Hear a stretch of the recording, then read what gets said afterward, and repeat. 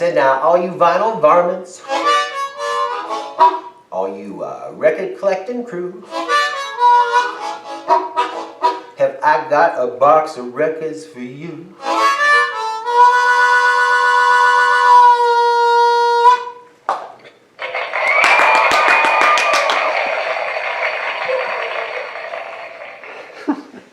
Burns, it burns! Gentlemen, Howdy, Daddy. welcome to episode number 49. 49. 49 of these episodes. And still have things to cover. We've been kind of treading through the Britain lately. Can you believe this? What? It's the second time we've been interrupted by a phone. Okay. Well, I'm not answering because it's an unknown name. It's long distance. Okay. Maybe they'll leave a message. You want to start this over, or are we just okay? No, keep Oh, okay. All right. Anyway, The spontaneity is amazing. charm. Yes, yes. We did the Animals a couple shows ago, 47, and we did the Kinks last week, and this week we're doing probably one of the one of the lesser known, if you're reeling off British invasion bands. That's the Pretty Things, but they're a favorite of mine. I love the Pretty Things in their early incarnation. Dick Taylor, not Mick Taylor, who was later on in the Rolling Stones, but Dick Taylor. Mick and Keith and Dick Taylor were Little Boy Blue and the Blue Boys, a bedroom band, pretty well, right at the very beginning. And then when they ran into Brian Jones and he went, was playing slide and everything, they moved Dick Taylor over to bass, which he hung around for a while but started his own band, and that would be the Pretty Things, with another Sid Cup art student where Keith and Dick Taylor went, called Phil May. He was the singer, and that was the Pretty Things. And they, until Phil May's demise last year, had just a parallel career to the Rolling Stones, and very similar music too in a lot of ways. But this is a very odd place to start, if I may. And this is, I read these books on the Rolling Stones when I was a kid, the little paperbacks, and they always mentioned about Dick Taylor in the early incarnation and the Wild Band.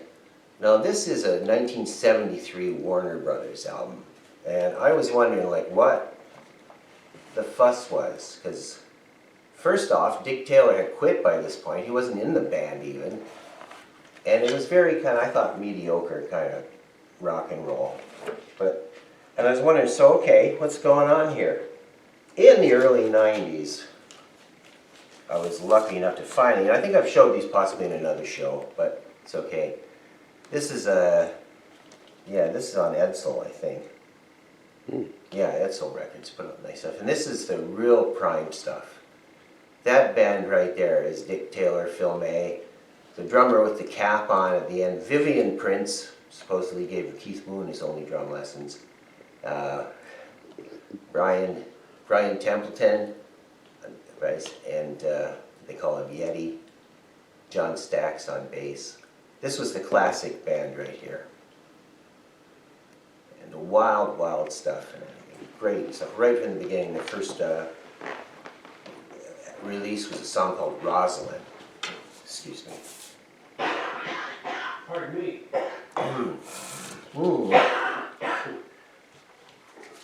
Another re-release I got the same time, the same Wonderful Christmas, and this was on Sire, actually, who did the Ramones and the Talking Heads and Richard Hell and all that later on. And this was a beautiful package here, and it just really, really covers everything pretty well from their first 3 albums.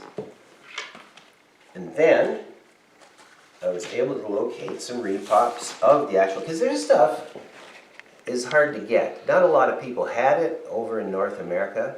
They were only on one TV appearance. They never toured the States. They were on Shindig or Hullabaloo. I should know which one it is, doing Big City. And you see that's on YouTube. It's very cool. And there's a lot of British films, Midnight to 6. But this was their first. Couple Chucks, couple bows. Just real primitive stuff. Great huge influence on anybody who ever heard them in the garage band sector. Wonderful. Yeah. Okay, that is put out by Madfish. See, they all other re-release to get these. And just repop them here. This is a beautiful Norton, one of their second album. Get the picture. And, oh, that's great stuff. Oh, that's their drummer, Vivian Prince, all beat up here. Quite a guy.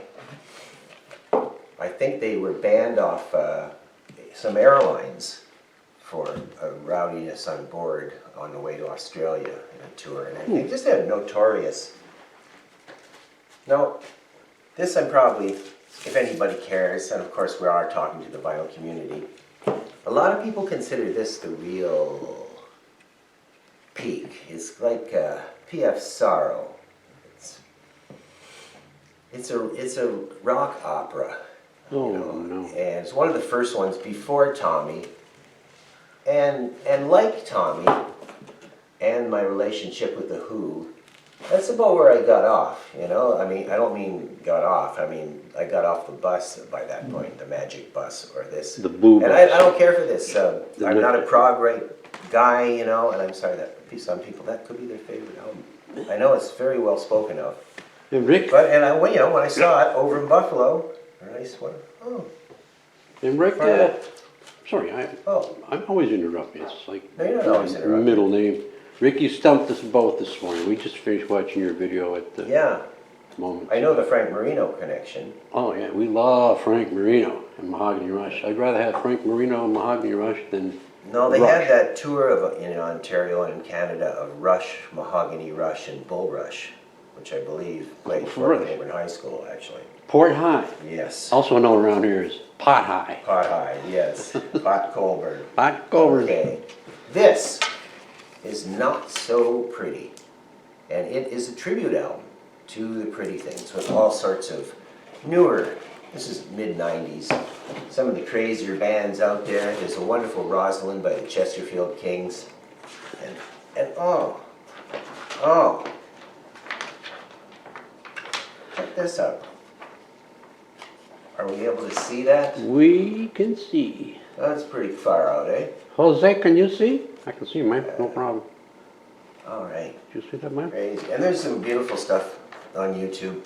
You want to care to explore the Pretty Things. Did I say who you stumped us with? Did I? Well, what was the guy's name? Yeah, Miller. Something Miller? Jeez. Already, eh? What was how long was that? Less than 15 minutes ago. Anyway, I don't know if he's Canadian or not, but he was born in Brooklyn, New York, to musician parents. Musicians, not magicians. Carpy. And who put this album out? Is I'd like you to show if you're aware of these publications here. Now this magazine here is called Ugly Things. And you can see it's a big, thick one. They come out, a few of them. They just had their 30th year of publishing these. And this is number 54. I don't know how many I have. I've got boxes of these. They're always great, you know, just tons, just minutia of all these bands. And then, of course, there's a Phil May tribute because he just passed away. And you can see this one's got a big Brian Jones thing. This one's got a Velvet Underground.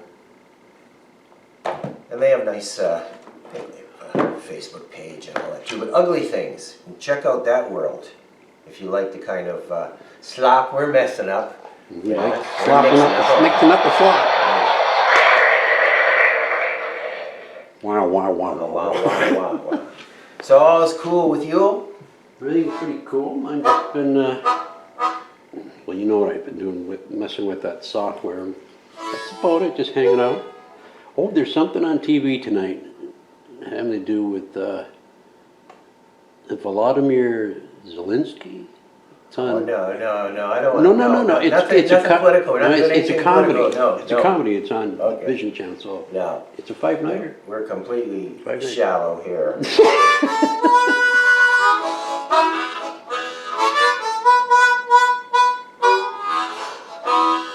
Because what the fun.